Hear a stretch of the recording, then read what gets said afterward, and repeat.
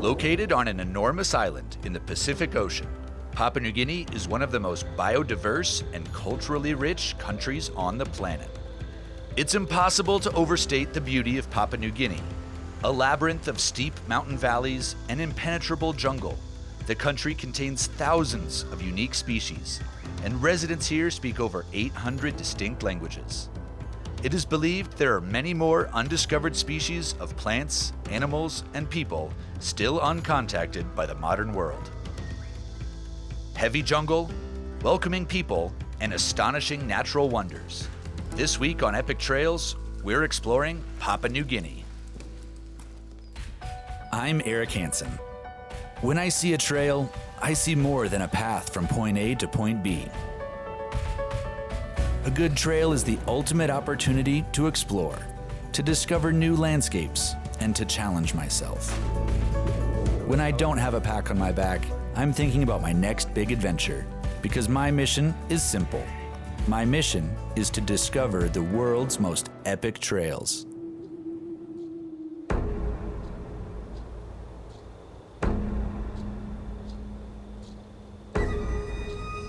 Located on an island just north of Australia in the Pacific Ocean, Papua New Guinea has long been overlooked by the outside world. Even its residents, separated by towering mountains and dense rainforest, have remained isolated from one another. Within 100 square miles, you'll find tribes that speak completely unique languages, each with its own traditions, ceremonies, and dress. A great way to experience a cross-section of these cultures is to hike the Kokoda Track, a 60-mile-long trail that traverses Papua New Guinea's central mountains, passing from village to village.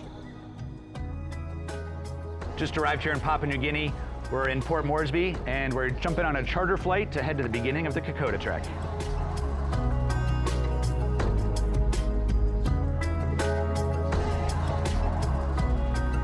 Hey, how's it going? Good. Jay? Good. Yeah. All right. Nice to meet you. Nice to meet you. Mind you head through the top? Don't knock my noggin on there. That's basically it. All right. Start up the tropical hangars with Papua New Guinea is huge and with essentially no roads, so the best way to travel is in small aircraft. I'm a little nervous to fly over the big mountains with only a little grass strip to land on, but the pilot assures me he makes this flight every day. From the air, I'm able to see just how vast and rugged this country is. And down there somewhere is the Kokoda Track, known for its difficulty and for its role in a World War II battle between the Australian and Japanese armies. The time flies by, and before I know it, we're approaching the Kokoda runway, where the real adventure begins. Thank you, Jay. You're welcome. I appreciate it. Thank you so much. In Kokoda, we're given the traditional Sing Sing welcome ceremony. Every villager wears their ceremonial garb, adorned with birds of paradise feathers, grasses, and body paint. They sing, dance, play drums, and then dance some more. If there's one word I'd use to describe my first impression of Papua New Guinea, it's colorful. Just arrived at the very first village where we're starting the Kokoda Trek, and we just had an amazing welcome, something unlike I've ever seen. Just the whole village was basically in their traditional dress and were dancing for us, and that was incredibly honoring. I don't know what to think. It was just amazing and beautiful, and I can't wait to start the trail now.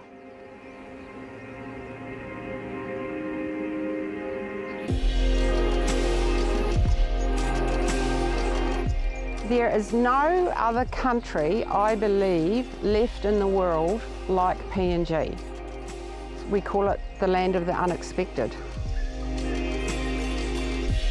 There's only 3 ways to get around PNG: by boat, fly, or walk.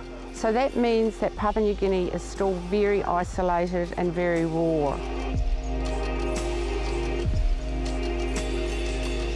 Originally, all tracks in Papua New Guinea were trading tracks between villages. So this track has been here for thousands of years. The track is 96 kilometres long. There is no flat spots. It is dense jungle, and it is one of the top 10 hardest treks in the world. There are 9 of us making the trek, including Aaron, who at 9 is already our lead guide. Some of the guys are here to guide me, but the team is also carrying food and supplies for villages along the trail. We're on our way to the village of Guinea, and the entire way, it feels like we're going up. Way up. Feels good to be pulling into camp. Looks like we're making it just in time. Rains are just about to unleash upon us. Hopefully I can get my tent thrown up in time. As I make camp a few thousand feet above where I started, I can't stop thinking about how special this place is. Today was an amazing introduction to Papua New Guinea, and I couldn't be more excited about the adventure ahead. Epic Trails is brought to you by Papua New Guinea Tourism Promotion Authority, a million different journeys. Vask, trail footwear since 1964. Ex Officio, made to adventure. Marmot.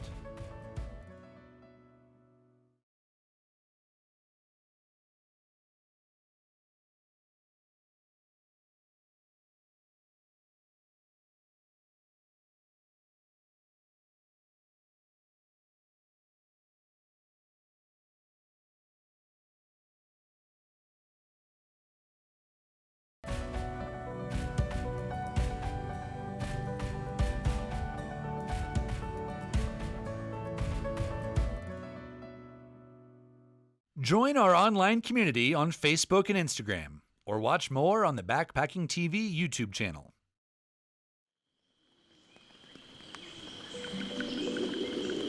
We had a fun first night on the Kokoda trek. Rain was dumping all last night. Packed up in the rain. Now we're setting off on the trail. It's all this awesome fog and rain still pouring down. Should be an interesting, muddy day, but looking forward to it. It takes approximately around 8 days to walk Kokoda. And if you get 8 days of rain, of torrential tropical rain, and you're wet all the time, there's an awful lot of mud, it can be very challenging. Hiking the Kokoda track in the rain is like trying to hike up a 45-degree slip and slide. The heat and humidity do make the rain easier to accept, but the conditions are about as different as you can get from the Arizona trails where I'm from. This trek is kicking my butt. Supposedly rated one of the most difficult in the world. I can totally see why now that I'm on it. All the rain and the mud and just how steep this mountain is. I'm feeling it.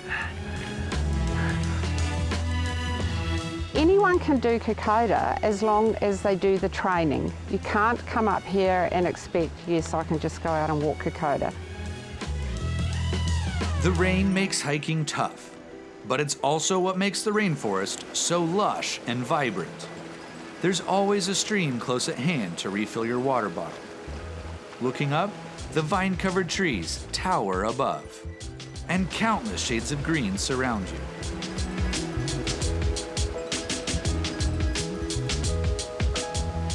When traveling in Papua New Guinea, it's essential to embrace the adventure. As we hike into the camp at the village of Isuraba, I'm completely soaked, but utterly happy. There's a simple beauty here that you just don't find in most places. So there's really no graceful way to set up a tent in a rainstorm. I was just struggling for a couple of minutes here, getting this up without getting too much water inside the tent. Put on a little show for the guys. They were all laughing at me struggling. But now I behold Casa de Eric. It's my home for the night. I'm excited about it.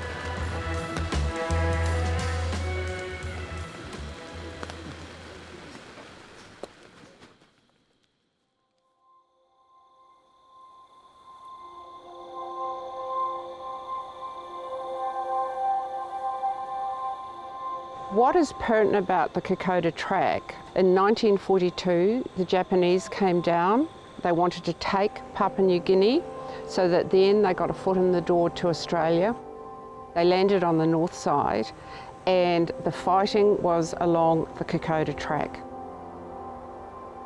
We have approximately 3,500 Australians that come up and walk the track For a lot of them, it's a rite of passage because they would have had grandfathers, uncles who would have fought and died along the track.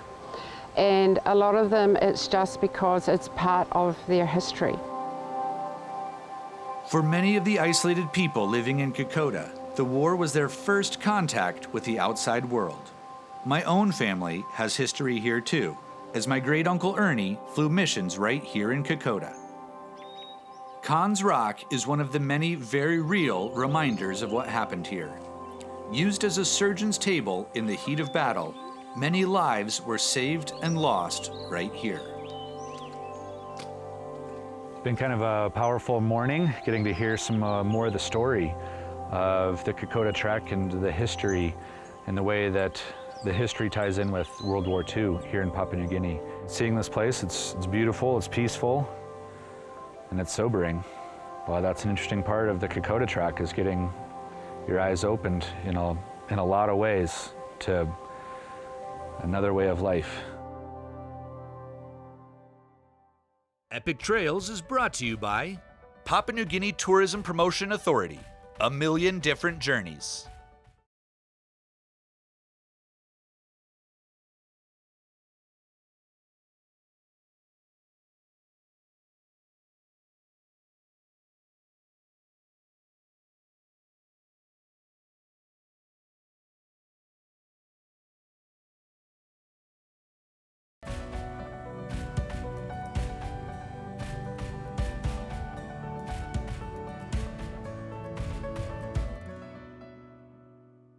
Epic Trails is brought to you by Ex Officio, made to adventure.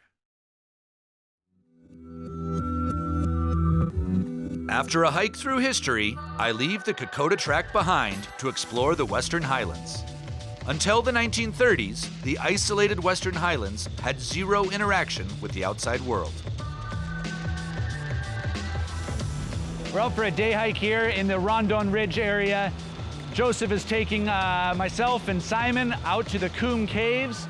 We're gonna go explore this massive limestone cave. I guess there's some sweet bird life and some just cool stuff out there. It's been gorgeous today and just having a blast, loving life.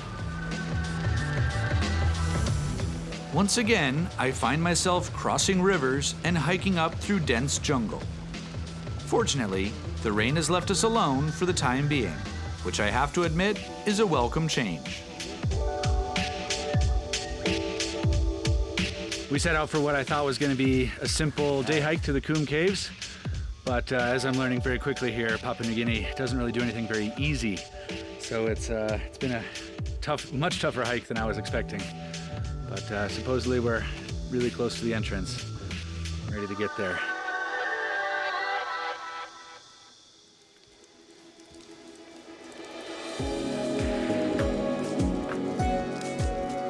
Papua New Guinea is home to some of the most extensive and beautiful caves on Earth, and explorers continue to discover new systems each year. The Coombe Cave Network tunnels all the way through a mountain, and intrepid explorers with the proper equipment and training can wander clear to the other side.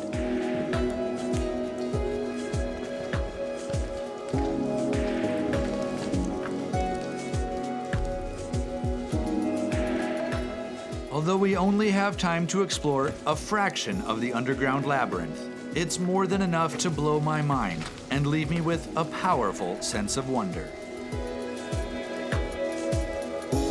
Super cool time here exploring the Coombe Caves. Really just was able to get lost in this really remarkable spot. Makes me wonder what else lies hidden here in the jungles of Papua New Guinea. So much good stuff here.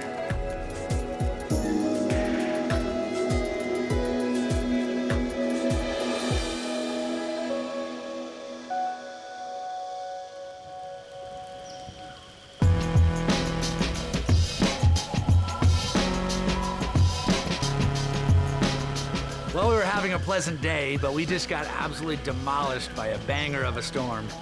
And I'm soaked to the bone. Guess that's what happens out here.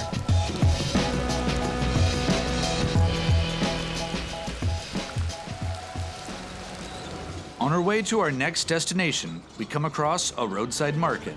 and I have a personal rule when I travel. Eat what the locals eat, and don't be afraid to taste something new. It's the only way to get the literal flavor of a place. And roadside markets can be a great way to find the freshest, tastiest, and often cheapest food on the planet. Papua New Guinea is no different. We pass dozens of markets along the road, and each seems to specialize in a different type of food, which means we need to make a number of stops along the way. I've heard some rave reviews about the Papua New Guinean corn here, so testing it out for myself. Fresh off the grill. Gupla. Gupla corn. Gupla corn. Yeah.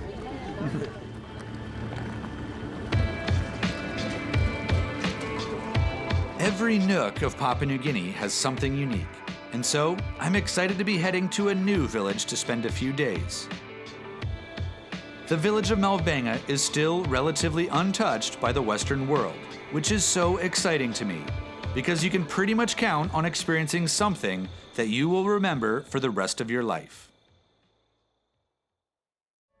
Epic Trails is brought to you by Vask, trail footwear since 1964.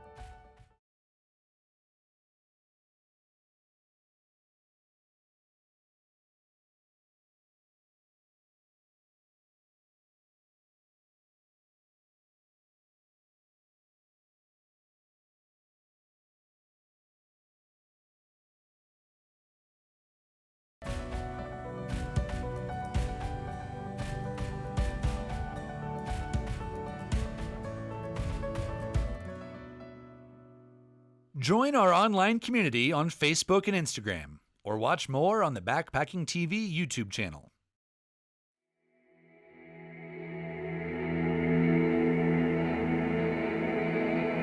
If people want to see something that they've never seen before, especially the culture, they're going to see it here in Papua New Guinea. The people that are so engaging with you, they're living off the land, and if you go and stay in their village, they've got nothing, but they'll give you everything.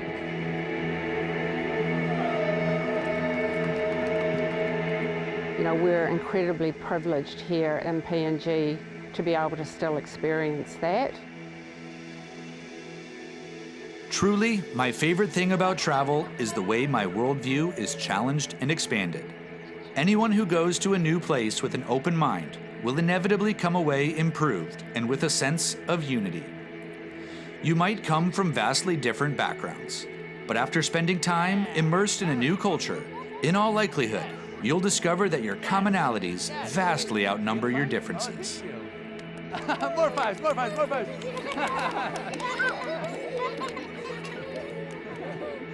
Spending the day with the people of Malbenga, talking with them, playing their games, sharing meals together, we connect in fundamental ways. Today has been an extremely special day. It's an experience that's hard to put into words.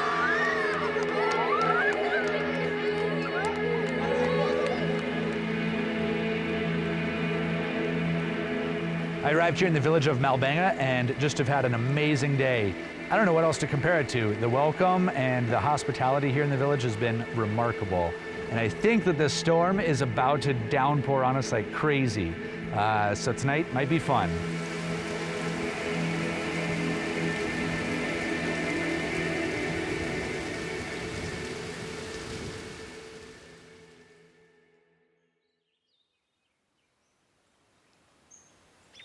With morning comes welcome sunshine and another day of immersion in the beautiful Papua New Guinea culture. It's a big day for the village, which they're celebrating with a special ceremony, and I've been invited to take part as a guest of honor. In ceremonial dress, the men begin by lighting a ceremonial fire. The elder tends the fire as the young men dance and sing to build courage for the task to come. What do the men need courage for? What all men need courage for: romance. And once they're adequately inspired, the men ask for permission from the guardian to enter the House of the Maidens. Once inside, it's time to sing. The guardian has her eye out for Sparks. She is the coordinator of the courtship ceremony, and it's her job to move people around and make matches. And apparently, she spots someone for me.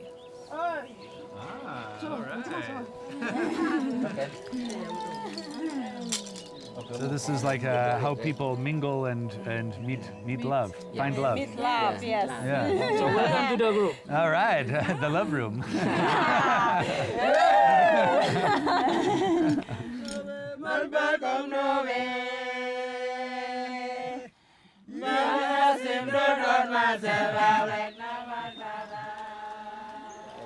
Well, that was interesting. So I was just in a courtship ritual, and I think I came away with a girlfriend. Great success in there. Although I'm not entirely sure what I've committed myself to, I'm always game for a good celebration. I'm going dancing. And personally, I have a lot to celebrate. In every sense, this has been a mind-blowing experience. I am honored and humbled to have been invited into this community, to laugh, to dine, and to dance with them. I find that I don't want to leave.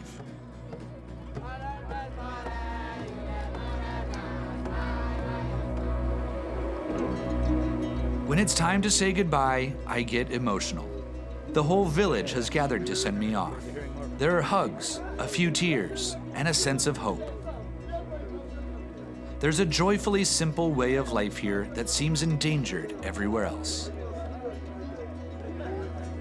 I leave Papua New Guinea with memories of a vast and wonderful landscape, of surprising events, and remarkable people.